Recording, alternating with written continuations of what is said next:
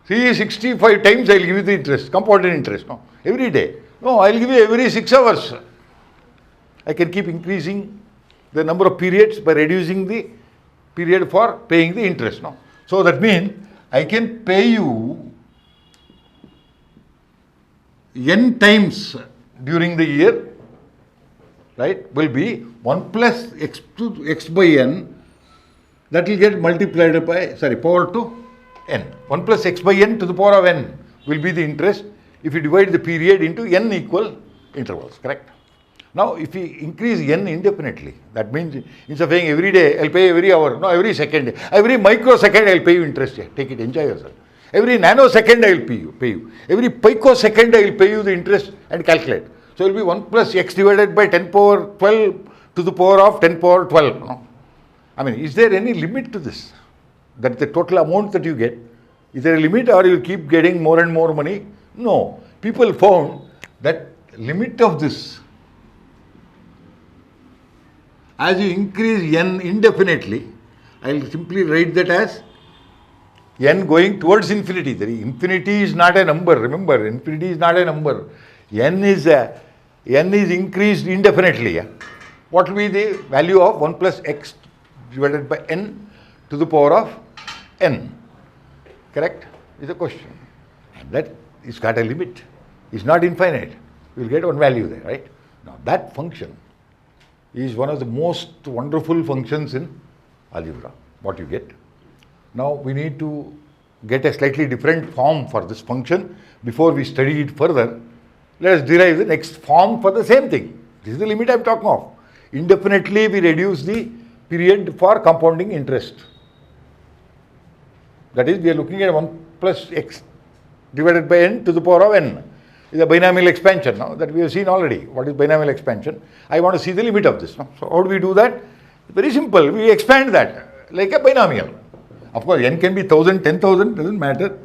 We are doing the work in algebra, not empirical. No, we don't have to write a Pascal triangle for this. So we can work out some results analytically using algebra itself. So we look at this. So what we are looking at is the sum. I'll just call it Sn. Yeah. Sn is a quantity which is 1 plus x divided by n to the power of n. We are trying to find the limit of this Sn as n tends to infinity or becomes a very large, indefinitely large, not very large. Infinity is not very large. It is indefinitely large. That means larger than anything that you can think of. You give me one large number, infinity larger than that. No, that is the meaning of indefinitely large. No? So I want to find out this. So we expand this. How do we expand this? We know the binomial coefficient. So let's just write down 1 plus x divided by n to the power of n, right? Let me write that here on a fresh line. First is 1 power n is 1 itself. Obviously, whatever n is, a plus b. This is a plus b to the power of n. We are looking at a plus b to the power of n, where a is 1 and b is x over n. Correct? First we are selecting all a power n. Actually, we are looking at a power n is 1. And that is only 1 now. Coefficient is 1. NC0 is 1. Right? We are selecting 0 b's. That is 1. Plus. What is the next one is NC1. Multiplied by x over. Then plus NC2. We select 2 x by n's and we get x squared by n squared plus NC3 multiplied by x cubed by n cubed plus etc. Correct? Finally, I will have plus. Last item will be x power n by n power n, which is 1 as a coefficient. Equals.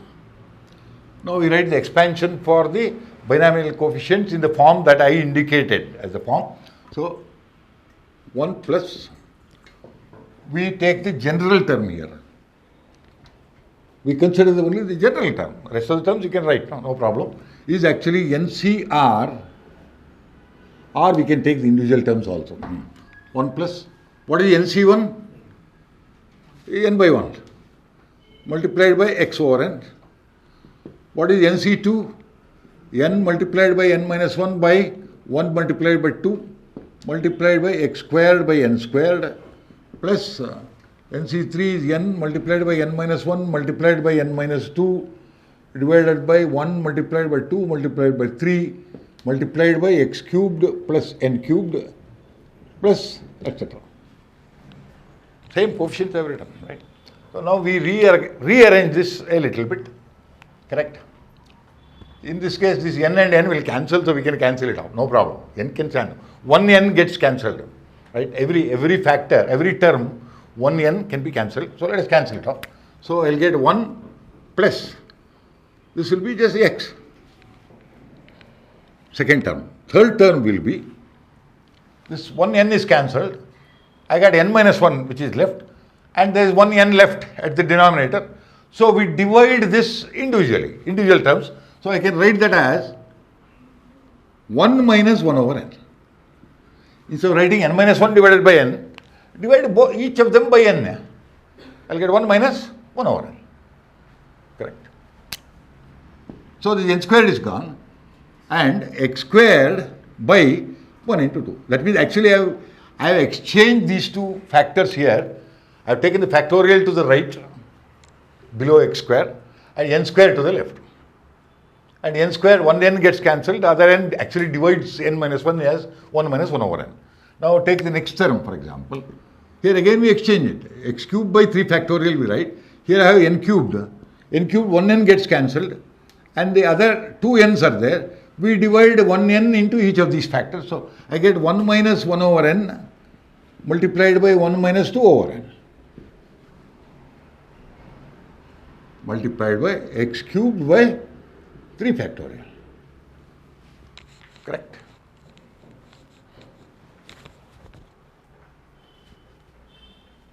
Plus, if you want a general term, I can write. We'll write a general term. For kth term, we can write the kth term. What will the kth term look like? 1 minus 1 over n multiplied by 1 minus 2 over n multiplied by etc. up to 1 minus k over n multiplied by x power k plus 1 by k plus 1 factorial. Or you write that 1 minus k minus 1 by n, it will become x power k. I think that's a better way of writing. I will rewrite this.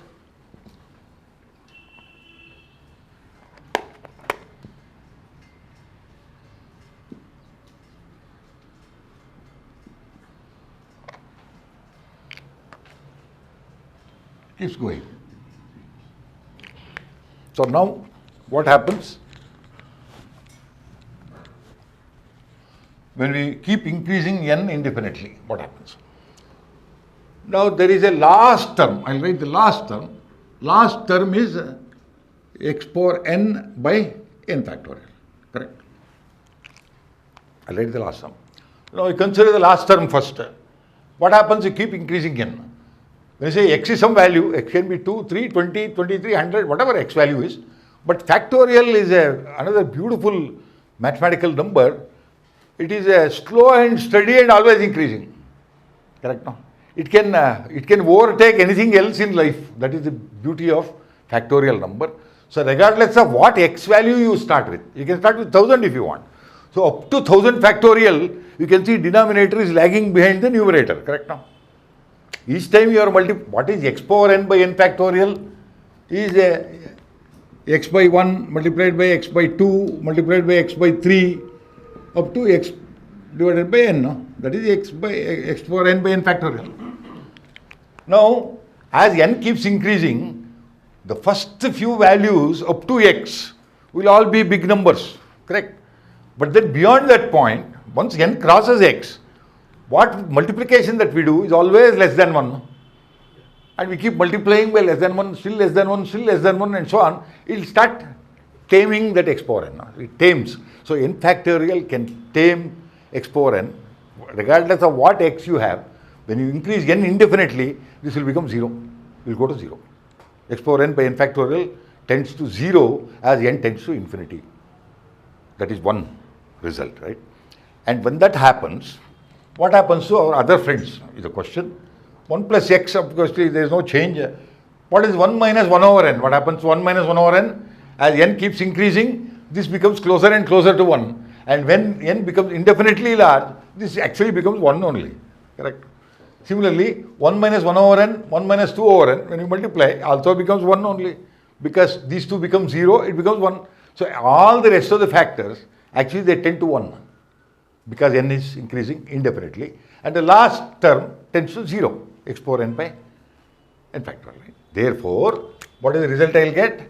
I will get 1 plus x squared by 2 factorial plus x cubed by 3 factorial plus etc. indefinitely. Is a function that I get. The same as the compound interest at x 100% compounded indefinitely. This is the result that you get. Right? This is what we call an exponential function. This is known as an exponential function.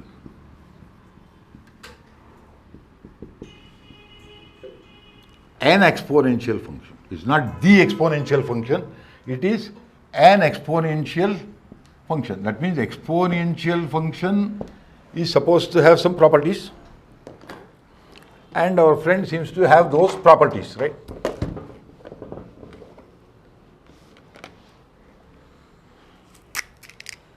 I would like to discuss what is the property of an exponential function and how this function satisfies this property, correct? And one thing that we have learned just now is that this is always a convergent infinite series. A convergent infinite series always converges to a finite value, regardless of how large n that you take or how large x that you take, correct? It is finite. That is one important result of this function. I'll just call it fx, yeah. Function name. Function you can call by any name. I suppose all different representations have been used in the history. But I would like to just call it fx, right? F of x as a function.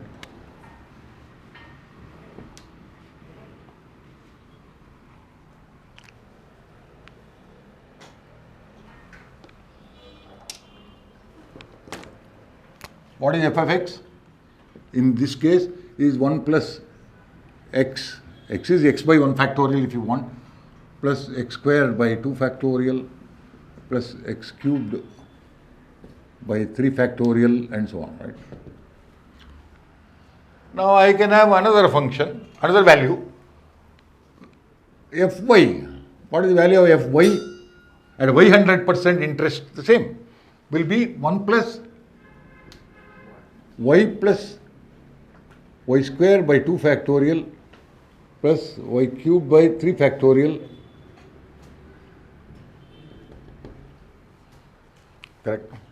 And there are infinite number of terms there.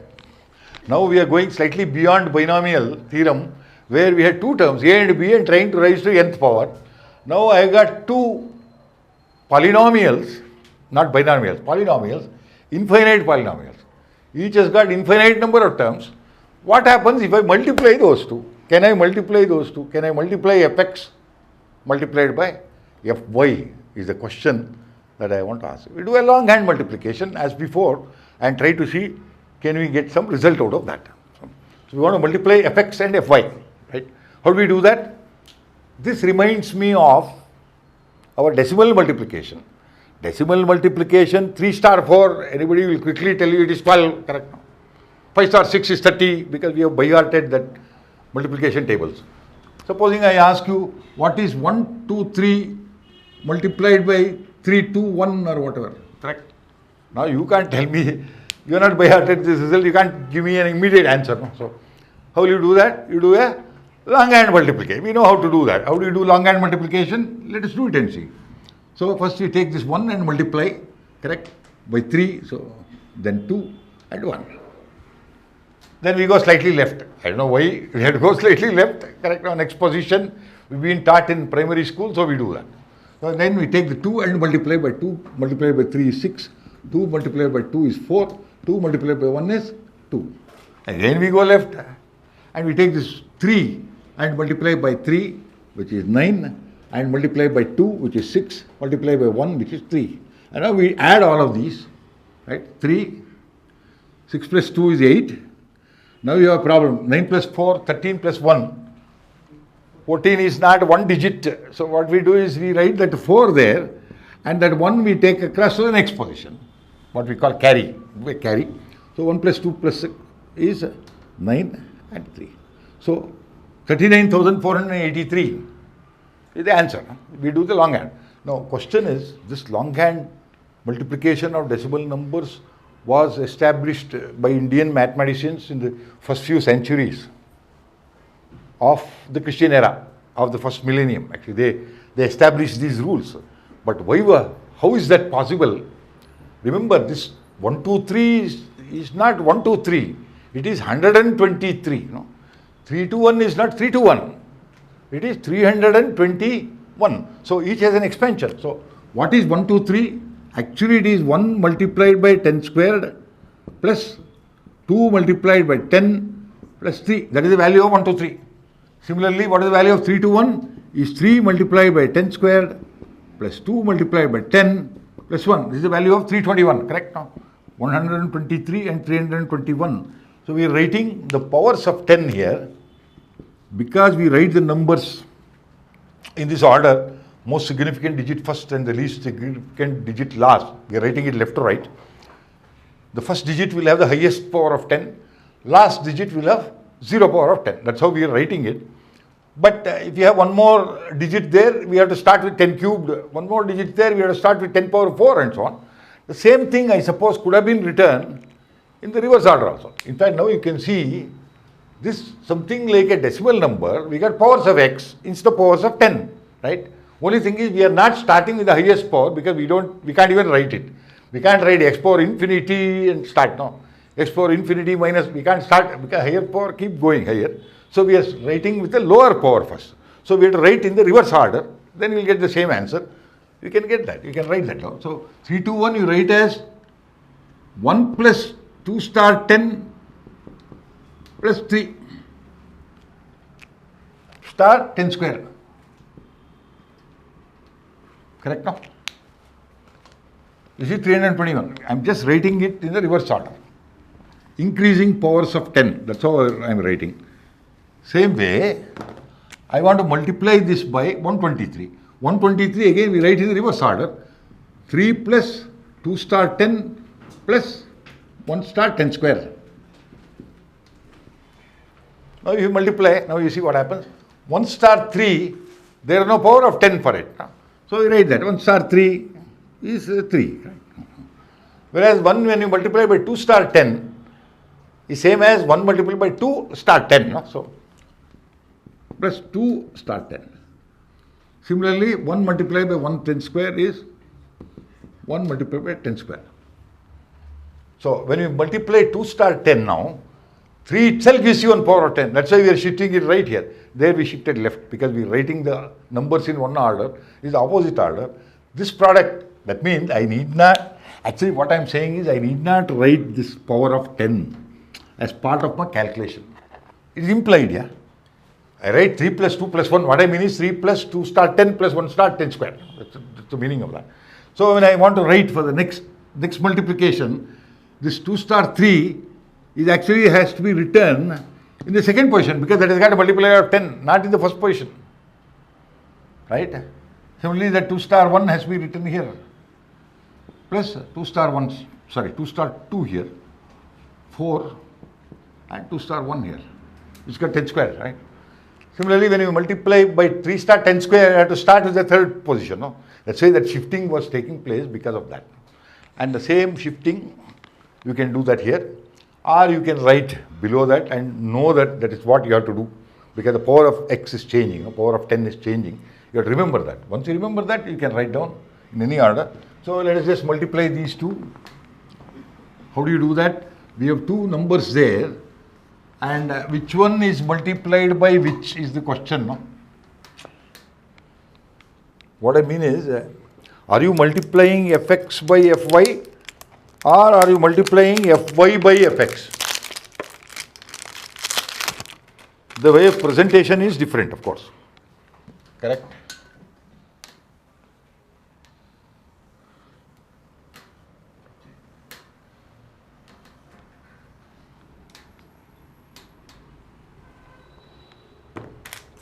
We'll multiply fx by fy only, no problem, doesn't matter. That means we take individual terms of fy and multiply each term of xx by that and add them together. So we start with 1 of f1, fy, first one is 1. Multiply that into every factor of every term of fx. So what I get is 1 plus x square by 2 factorial plus x cube by 3 factorial, etc. Correct? I'll just write a few powers here. Now we take the second term. I take y and multiply that by each one of these factors. So I get a plus y, right? Now that plus y, you can shift it right and write it because that has got a power. Now 1 power is there. 1 had 0 power. Now x has 1 power, y has 1 power, so we write in the same column. Plus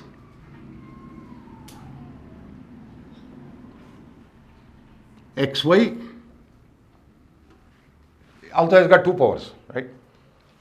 Plus x squared y by 2 factorial plus x cubed y by 3 factorial plus etc. Then, now we take y square by 2 factorial and multiply. And we can write that first. Y square by 2 factorial is here first, plus y squared x plus y squared x squared by 2 factorial, 2 factorial. There are 2 factorials there. Plus, that's it. Correct? There is a 2 factorial there and a 2 factorial here, so I'll write twice. So now we have to add all of these. We can imagine a few more terms, no problem, we add. So first we get is 1 plus, what is the first order terms? X and y. No? So we can write that as x plus y, no problem. Next term is second order. Second order, you find there is a 2 factorial denominator. There is no denominator here. There is a 2 factorial denominator. So I want to keep the 2 factorial as a denominator as common. So I take common factor of 2 factorial and write inside. So x squared by 2 factorial is actually x squared plus xy becomes 2xy plus y squared. Correct? I just divided by 2. Taken 2 LCM, whatever you want to call it. Plus, now we come to the next 3 factorial terms. So what are the 3 factorial terms? Are the 3 third degree terms? 2xy. Because xy, the 2 factorial are taken as out now as a LCM. I have to multiply that. Plus 1 by 3 factorial multiplied by, what are 3 factorial terms? X cubed is 1 plus x squared y by 2 factorial is there, but I have taken LCM of 3 factorial, so I'll get 3x squared y.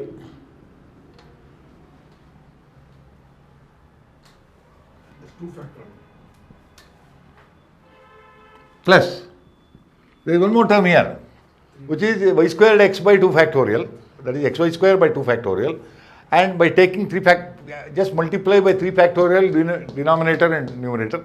Actually, that's what we are doing really. Correct? To cancel it. Plus 3xy squared. Plus, I got y cubed. I didn't even write it. Where is y cubed? Y squared only is Y cubed by 3 factorial is there. The next line I did not write. Plus y cubed. Binomial coefficients are coming back there. They are coming back. In fact, we got the binomial coefficients divided by n and found all kinds of limits and got them go to 0 and got this exponential function fx. Now when you multiply these two, obviously you will get back the same, literally the same binomial coefficients you will get back. You understand? So you can write just as an exercise at home, I am writing plus 1 by 4 factorial plus 1 by 5 factorial, no? 2 or 3 terms. You sit down and write the actual expanded multiplications and add them up and confirm to yourself. Don't believe me if I tell you. Are actually powers of x plus y, binomial expansion of x plus y. So the result will be 1 plus x plus y plus x plus y whole squared by 2 factorial plus x plus y whole cube by 3 factorial plus x plus y to the power of 4 by 4 factorial. It keeps going. Same. I get back the same type of fx, except that now this is equal to f of x plus y. So what is fx multiplied by fy? Is f of x plus y. And that is the fundamental definition of an exponential function. How do you define an exponential function fx? It says for any real numbers x and y, fx multiplied by fy must be equal to f of x plus y. That is the definition of exponential function.